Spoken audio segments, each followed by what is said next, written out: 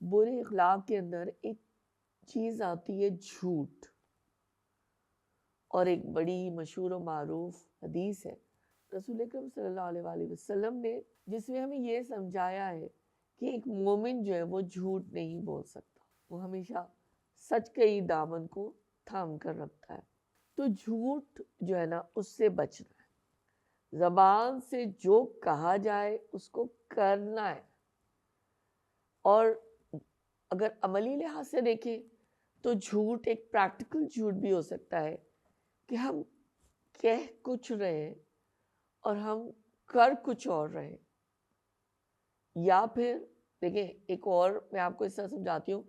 کہ اگر ہم نے کسی سے کوئی بات کی کہ میں ایسا کر رہی ہوں یا کروں گی تو چلے پھر بھی فیوچر میں آ جاتا ہے، لیکن وہ پریکٹیکل تو مسلسل زندگی تو گزر رہی ہے نا،